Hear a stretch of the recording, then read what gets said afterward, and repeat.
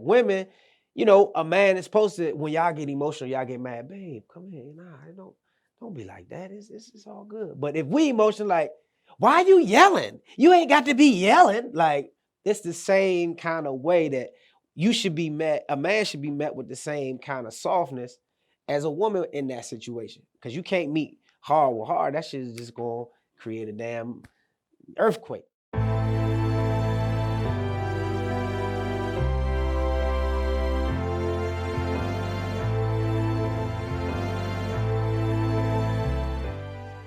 I was on stage. I was performing that night. The comedy club, had actually given me a spot to sit in.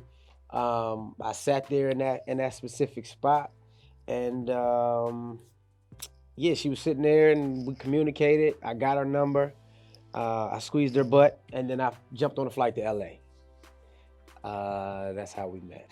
This is before the Me Too movement. This is like pre-Me Too movement. Because if I wouldn't just randomly grab a random new woman's butt that I meet in anywhere now, because you'd be going to jail or be canceled. Her energy was very attractive. She was funny. And I think those are the things that attracted me to her for sure. We dealt with each other, and then I kind of fell in love for her nurturing side. She was very nurturing. She was very much a caring person, somebody who cared about my well-being, or you know, how I was, how I wasn't. Did you eat? You know, those different things that a grown woman does for a grown man.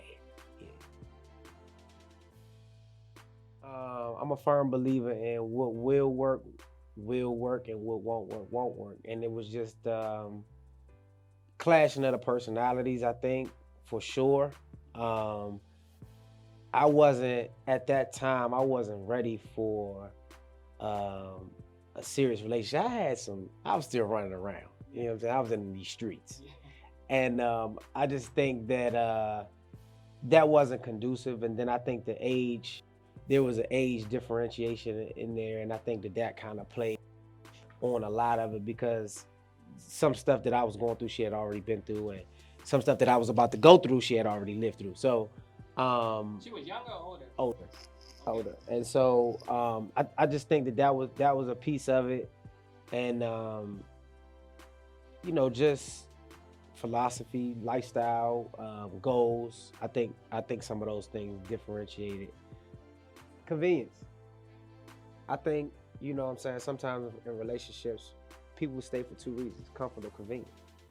And you find yourself conveniently doing whatever it is, whether it be y'all live together, or this person is paying your bills, or they make you feel like this but don't make you feel like that, out of convenience. I think that, and comfort, you know what I mean? It's snowing right now in DC, you know, it's cold, you know, so if you thinking about breaking up, you might want to wait till summertime. You know what I'm saying? And COVID out there. So I mean, you know, it's convenience or comfort. I mean, and I think, you know, we've all fell victim to that. I think that as men, right? I think a lot of times we until we get to a certain point, we don't necessarily have standards, right? You hear women always go, well, he gotta be 6'4", he gotta have 6 figures and drive a Mercedes Benz and da da da da da da da. And I think that as men, we see a fat ass in the club, we gonna go on over there, and then whatever happen. And I think that we gotta start having a level of standards. And once we have a level of standards, then we'll find what we want, and we'll work hard to keep what we want.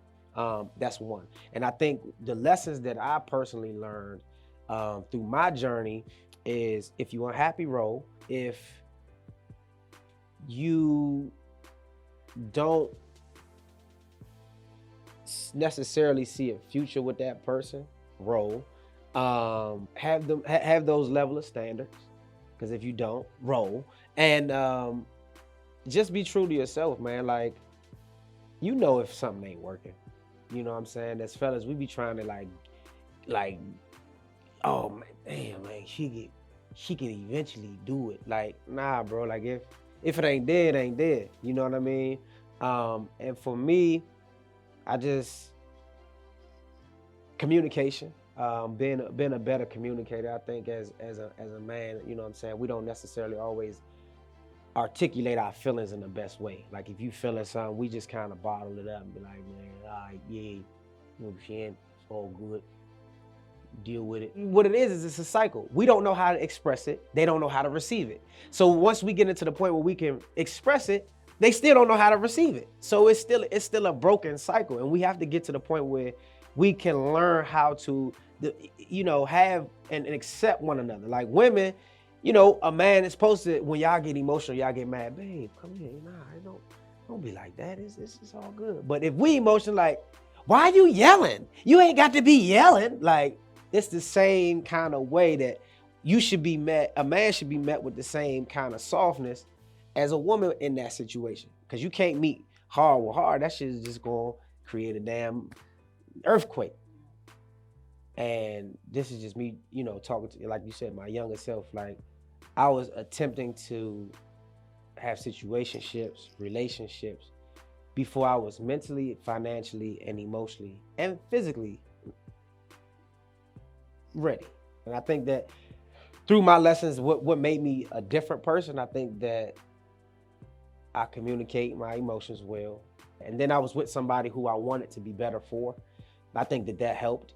And, you know, I pay attention. I'm very attentive to her. I'm very attentive to her needs, to her wants, her dimples,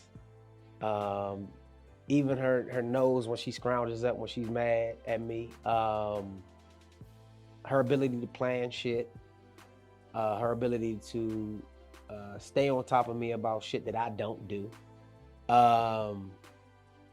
Just her overall personification of what it means to be a woman. It's just,